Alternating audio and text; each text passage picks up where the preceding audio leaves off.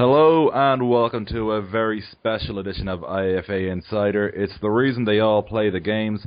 This Saturday in Tallaght Stadium, it's the Shamrock Bowl. The reigning and defending champions, the Belfast Trojans, go up against a team which has won pretty much as many Shamrock Bowls as most players would ever dream of in their lifetimes, the Dublin Rebels. It's really a clash of the titans. And joining me to discuss this game is a man who has had first-hand experience very recently of both sides. He's the club captain of Trinity College American Football Club. He's a starting safety of Trinity as well. Played against the Trojans in the Atlantic Cup final. Played against the Rebels in the Shamrock Bowl semi-finals. And joining me now, Stephen Carton. Stephen, welcome to the show. Thanks very much for having me on, Emmet. Well, Stephen, first off, I suppose, because you've had a lot of really recent experience playing both sides. So we'll start off with the one that's a little less recent for you, the Trojans. You played in the Atlantic Cup final. I know you play safety and you've got a lot of responsibility yourself in sort of organising the defence. From where you were standing, I suppose, quite literally, and I hope you weren't standing too much, what were you seeing in terms of offensive looks? What were they giving you?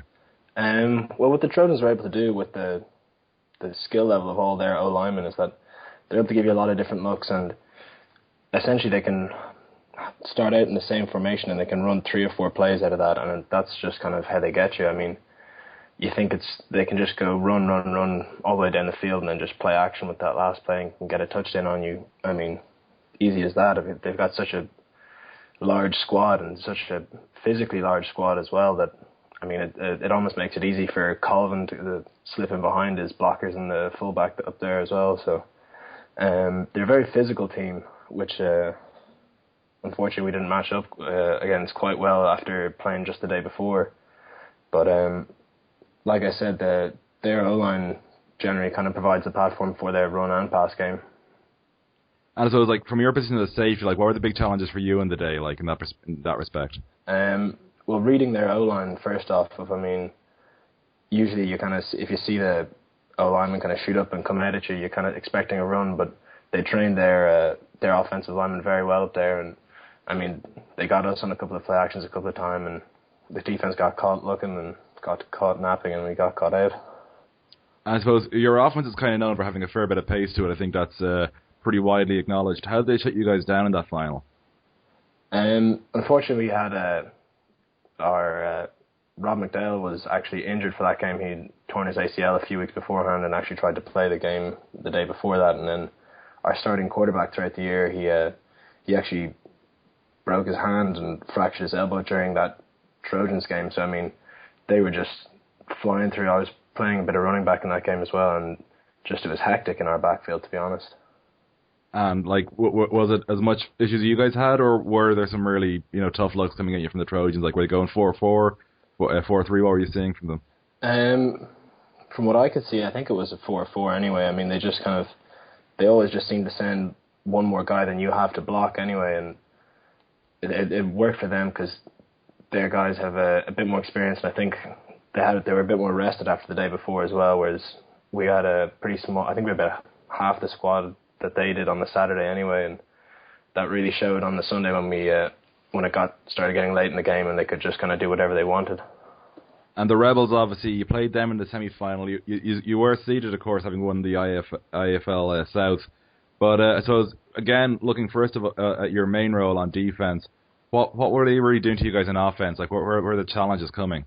Again, it all comes from the O-line. I think the Northern Division is very good. A lot of heavy running teams up there, but the quarterback for the Rebels, Andy Dennehy, I mean, he'll hand it off as long as their running back Simon Mackey is getting yards, and then, I mean, he's a very, very smart quarterback, as in he won't throw many picks and he just won't throw many incompletions. If it's not on, he'll just hand it off, or he'll throw it out of bounds, which makes it very difficult from a defensive standpoint to kind of, one, get pressure on him, or two, kind of force him into an error. But we managed to get one turnover anyway.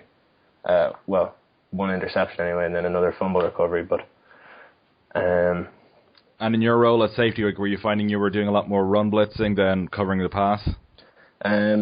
Well, what we found was that we weren't getting enough pressure with our own D-line, and we had 4 defensive linemen. We just couldn't get any pressure, so we just had to start sending more blitzes from the safety and linebacker position. But that kind of just left us open, and unfortunately, what the Rebels did against us was they showed up ready to play right from the first quarter, and I think we were 21-0 down by the end of the first quarter. So we were kind of out of it before the game had started, unfortunately.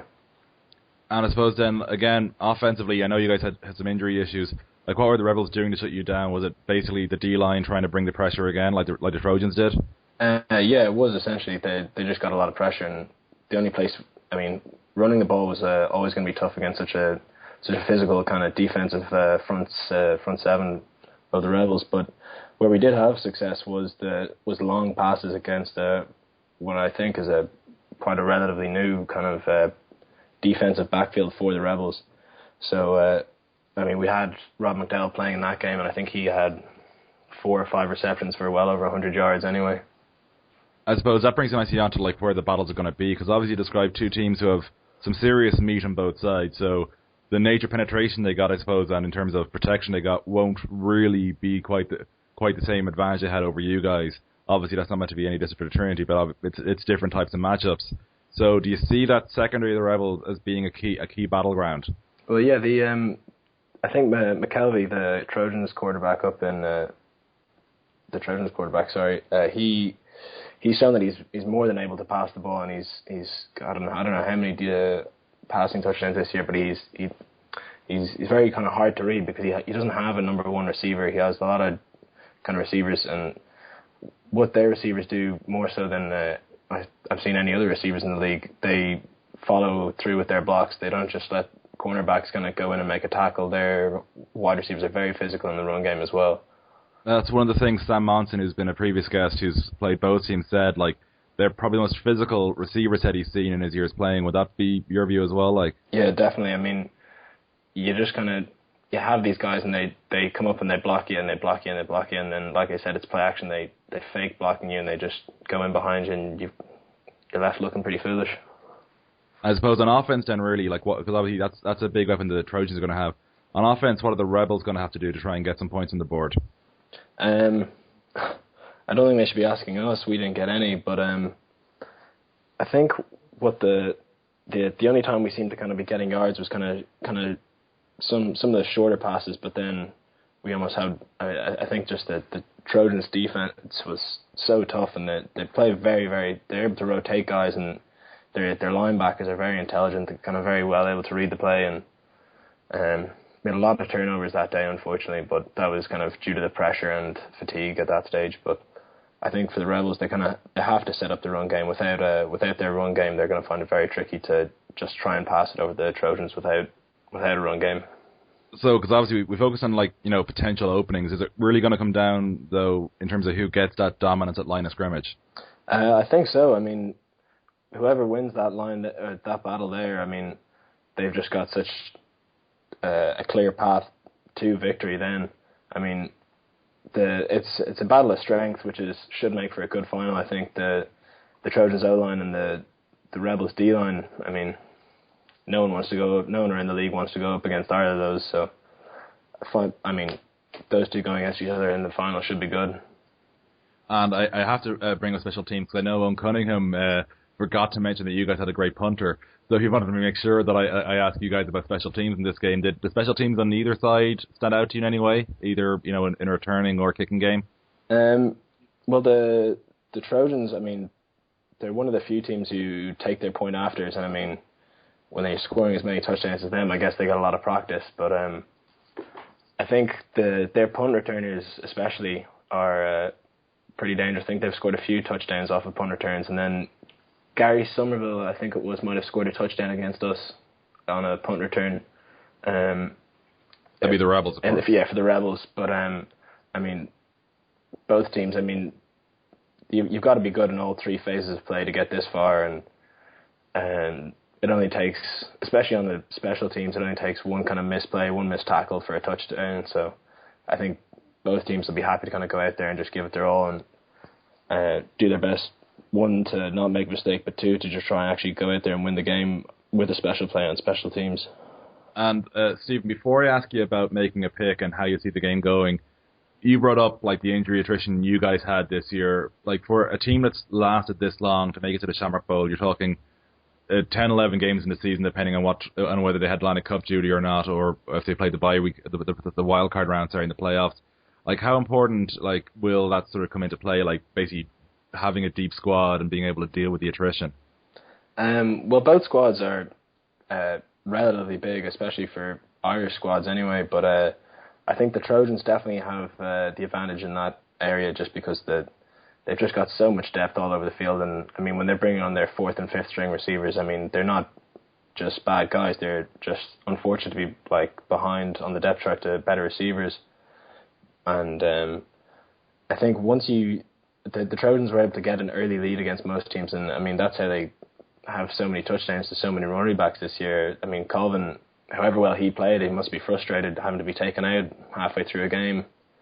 But that's what the Trojans can afford to do when they have such a big squad and are able to get up such big leads against teams this year.